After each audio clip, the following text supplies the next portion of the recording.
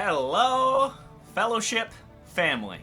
So, today, I kind of want to talk about something that's the polar opposite of last month's video about living on a prayer and saying how that's like one of the greatest love songs of all time and all the positives to it. And this isn't going to be really a negative video, it's just I had a fun epiphany this month. So, yeah. Stay tuned, because I'm going to be talking about, in today's video, the toxicities and negatives that culture likes to portray in media when it comes to love. And the only way to fix that is with culture. And by not fixing culture, but changing culture, adding to culture. Things like this, things like what you guys do on social media, stuff like that. So, where this came from. About like 4 weeks ago, I was sitting down over there in front of my computer, noodling on one of my guitars. And I look over at one of my sheets of paper on my music stand that's just full of random song ideas. And if anyone else read it, they would look at it going, what is this? But it's just random 3 words, 1 word, 2 words, just to get me to remember the idea. And so one of them's a quote from The Notebook. And I was noodling and read that one, and as a joke, just started playing with it to see where it would go.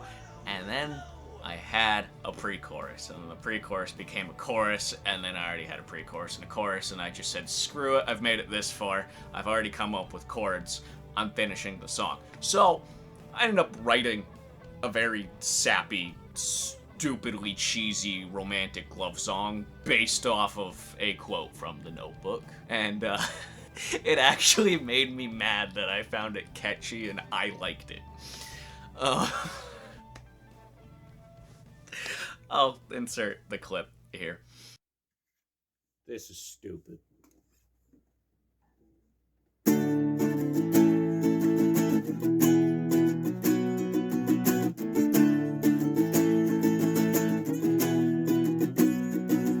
You're bird, I'm a bird. You're plane, I'm a plane. Flying right beside you as you take my name.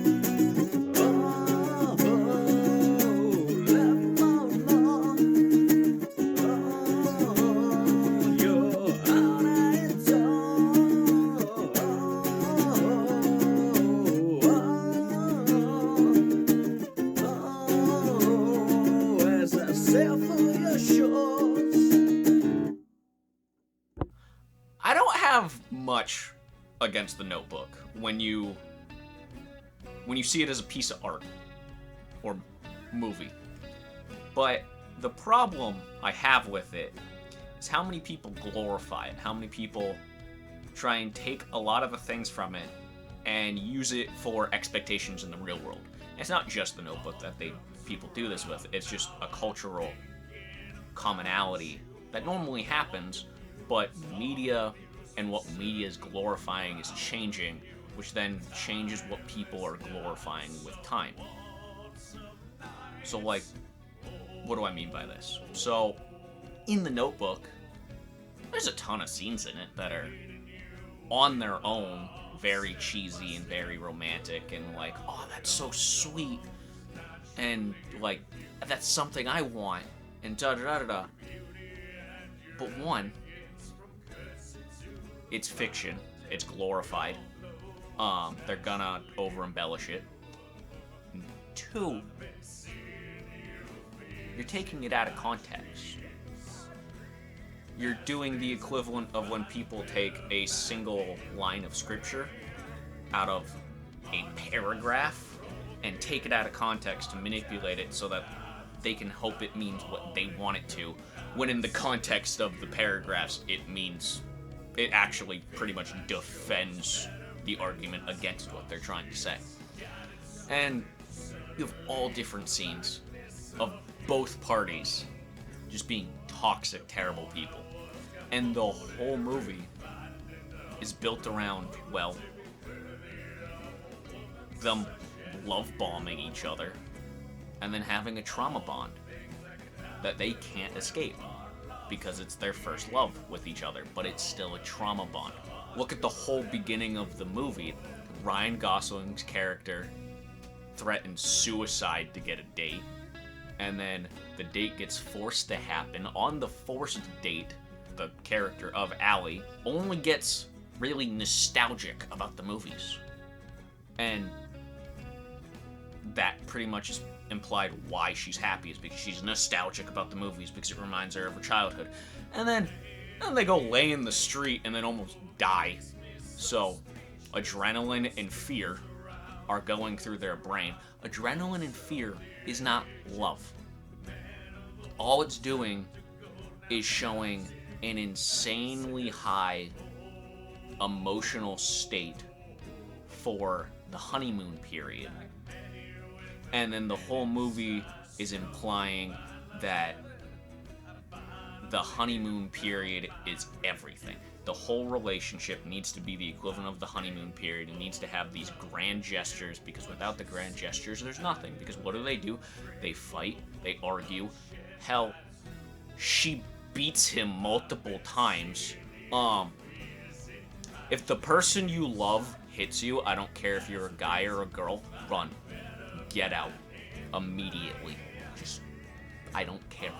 Run.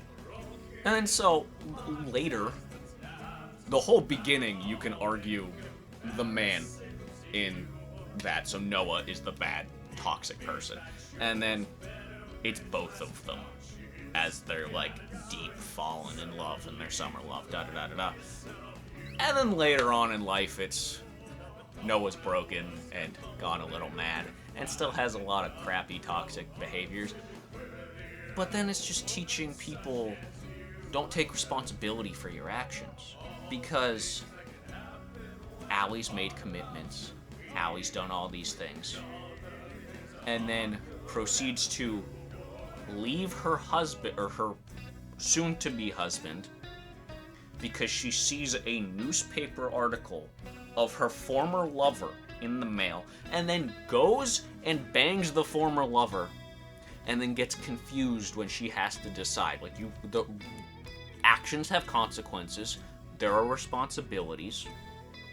You can't just be unfaithful and immoral to a person and then expect to be able to come back. Now, it's painting all of these things as like, oh, they're grand gestures and they're meant to be together. And Hollywood bothers me because Hollywood paints toxic behaviors of both men and women as love and romance. Because real love and real romance is hard to make appealing on the big screen and get people to watch it. Same reason why reality TV exists. If you put a camera in Joe Schmo's kitchen, you know it's gonna watch it, but the second you put it in the crazy, obnoxious, half the time unintelligent celebrities' houses, yeah, you get clicks. Hollywood has the same archetype. Not even just Hollywood, just media and culture in general. Because we'll look at the last 20 years. The archetype of what Hollywood glorifies in both men's behavior and women's behavior in media has gone downhill. Because, well, early 2000s you get The Notebook, which is just glorifying toxic, emotionally and physically abusive and manipulative relationships. And then they did an adaptation of Great Gatsby, which I realize Great Gatsby is way older than the last 20 years, at least the book. But so I remember having this argument in high school where all of my theater buddies, they were all surprised that it was me and one other friend that thought Gatsby was terrible. And our argument was, he's a sappy romantic for about 2 chapters in that book, and then you start getting to know the character better and you realize he's a creep and a stalker, and it just escalates. But everyone's glorifying that. And then there's there's the spicy movie trilogy and book series I could reference too, of people just going and glorifying that kind of relationship, but that's all over the internet of why that stuff is bad anyways, of just that whole relationship is manipulative and toxic and gross. But so I'm not even going to touch it. But I'm not that surprised that we're glorifying it. It's just horrifying because now we have shows like You. You know what You is? It glorifies being stalked. And to stalk a woman, that's disgusting. There is a point where love isn't love. It's just creepy. Honestly, it wasn't love to begin with. There is a point where an advancement is no longer an advancement. And I hate that media is just portraying it as okay and good. And it's really funny because media will do this of they'll portray these toxic, creepy behaviors on the big screen and in TV shows and in literature as this is what someone wants, this is what we want, da da da da da da, like boom, boom, boom, boom, boom. And then when reality happens, the same people that do that get pissy when someone does that to them. Because, oh my god, off of the big screen, it's really creepy and not healthy and kind of disturbing and borderline criminal. I don't know if you can hear that. My dogs are going ballistic right now. And yeah, the only way to fix that in media and culture, as I said at the start of the video, is to make more media and culture counteracting that. This goes back to my thesis statement in the Rock Has Changed video of in the last 50 to 60 years, culture has changed. Our value, the mainstream culture's values have changed. They have flipped. And it's still, and me going off about this is me pointing out that it's glorifying self-indulgence, it's glorifying temptation, not taking responsibility. I'm trying to keep a level head. I'm not mad, I get tangenty, and this was originally just going to be me targeting The Notebook as a whole, because when I had written that song, I immediately went, I'm like, yeah, you know, this movie isn't that good when you think about it. And I then proceeded to rent the movie, sit down and take notes. Not 1 page, not 2 page, but 3 pages of notes for this. Then wrote a script that was way too long and was just scene by scene, and I did not want to push you guys through a play-by-play of this movie. And, yeah. This is what culture and this is what media glorifies. And for healthier relationships, we need to fix that. Because what you put in is what you get out. Garbage in, garbage out. Healthy in, healthy out. If we're gonna keep pumping in toxic, messed up things into culture, don't be surprised when you get toxic, messed up things in society. That's why I wrote songs like Marry You. Because I'm trying to change that. Because it's really sad when in 2023, the counterculture songs are about marriage. And there's only one way to fix the culture. As I keep saying, make it. So if you like it, hit subscribe, stay tuned.